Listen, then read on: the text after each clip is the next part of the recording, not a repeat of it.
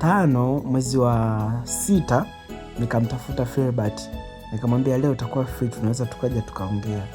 Filbert tulipokutana akaanza kulia kwa uchungu, akaniambia, Salome, nimeishi na wewe miaka 3. Tumeishi katika shida na raha. Vingapi tumejitoa sadaka, nimekuhudumia kwa vitu vingapi. Kwa nini leo unanifanyia hivyo na niacha? Salome, naomba turudiane. Lakini mimi nikamwambia Filbert, msimamo wangu uko pale pale. Kwa sasa sihitaji mahusiano. Naomba unielewe Filbert. Siku Mungu akiruhusu tutakuwa katika mahusiano. Basi Filbert kwa hasira akaniambia, mimi leo unanikataa. Najua tu kuna wanaume wanaokufanya mimi unikatae, lakini nakuahidi nitakufanya kitu kibaya ambacho hata hao wanaume wanaokufanya wewe unikatae hawatokupenda tena katika maisha yako. Na mimi nakwambia utanikumbuka na utajuta maamuzi uliyoyafanya ya kuniacha. Basi mimi nikabaki kumshangaa, nikajua tu ni hasira, wala hata hilo swala halikuniumiza kichwa. Nilichokifanya nikamwambia, baba, nenda, mimi ukipenda nifanye kitu chochote, mimi hainihusu. Si unajua tena wadada tunakuwa na nyodo. Basi nikamwacha Filbert akaondoka kwa hasira. Nilipofika sikusita kumsimulia rafiki yangu Elizabeth. Nikamwambia, Eliza, leo Filbert kanichisha, kaniambia atanifanya kitu kibaya ambacho hata hao wanaonipa kiburi hawatonipenda tena. Basi mimi na Eliza tukacheka. Kumbe tulikuwa hatujui siku zote utabiri wa jambo baya unakuja katika hali ya masiara. Basi usiku ule tulilala salama na kesho yake tukaamka, ilikuwa ni Jumamosi. Tukafua nguo zetu huku tukifurahi, na tulikuwa hatujui jambo lolote ambalo lingetokea katika maisha yetu, ambalo leo linaweza likapelekea kuchukua hatima hata ya uhai huu tulionao kipindi na wasimulia simulizi hiyo wasikilizaji. Basi usiku ule wa Jumamosi kuamkia Jumapili tulikuwa na furaha sana. Nakumbuka tulipika wali na maharage. Rafiki yangu Elizabeth ndo alipika, na tulilala mapema sana, ambayo kiukweli haikuwa kawaida yetu, kwa sababu mara nyingi tulikuwa tukitumia wifi tuliokuwa nayo mpaka mida ya saa 6 saa 7. Lakini siku ile mimi tu saa 4, sikumbuki kama nilikuwa macho. Nakumbuka kama vile nilikuwa nishalala mida ya saa 4.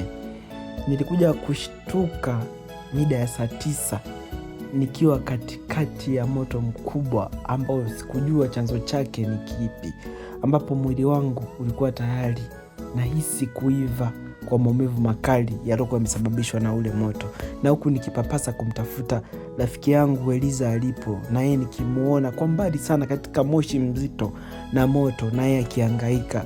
Huku nje tukisikia majirani, tuwasaidie wanakufa, tuwasaidie wanakufa.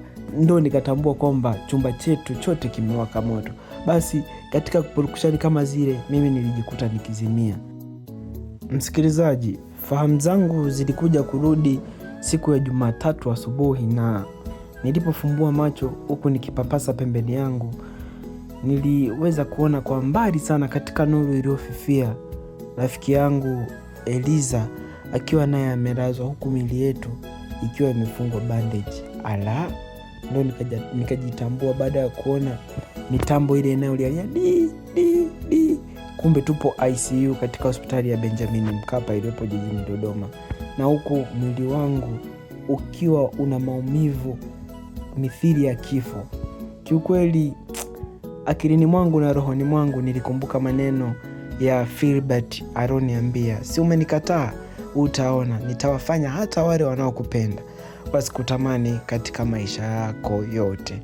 Msikilizaji, moja kwa moja ndani ya moyo wangu nilijua aliyenifanyia haya yote ni Filbert. Leo naongea kwa uchungu na masikitiko makubwa. Sijui hata hatima ambayo itakuta maisha yangu kwa dakika chache zijazo, maana nahisi kabisa roho yangu inakaribia kuacha mwili.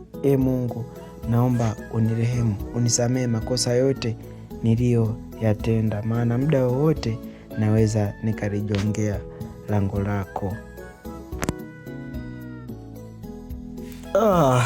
Msikilizaji, kwa mfululizo wa makala kama hizi usisite kunifollow kwenye akaunti yangu ya Instagram Fadhili Kitwe _ na Facebook Fadhili Kitwe. Na matumaini story hii imekujenga na kwa namna moja au nyingine imepanua uelewa wako na ufikirio wako wa maisha. Tujitahidi tunavyofanya machaguo katika maisha yetu tuwe makini, maana kosa moja katika maisha linaweza likakusababishia kifo au linaweza likagharimu maisha yako na kuyafanya kushindwa kufikia malengo yako ambayo umepambania kwa muda mrefu. Pia kupitia stori hii lazima tufikirie tunavyokuwa tunafanya maamuzi, tuwe tunaangalia yatawaathiri vipi wazazi wetu na wadogo zetu katika familia zetu. Fikiria mzazi wako amekuaga, unakuja chuo kusoma, amekusomesha tangia shule ya msingi hadi chuo kikuu, halafu nyumbani linarudi jeneza. Ni uchungu gani au ni hali ipi mzazi na familia zinazoipitia? Ndugu zangu, tujitahidi sana hisia zisishinde akili. Stori hii imesomwa na kuandikwa na mimi Fadhili Japhet Kitwe, na stori hii bwana sio ya kweli ila ni ya kufikirika. Nimekaa tu nikaitunga ili niweze kuwasomea nyie ndugu zangu muweze kujifunza kitu. Sitaki mara au mwanze kusema sio kuna tukio fulani lilitokea, sio kasimulia tukio fulani. Hapana, stori hii nakanusha. Ni stori ya kufikirika. Asanteni sana, Mungu awabariki.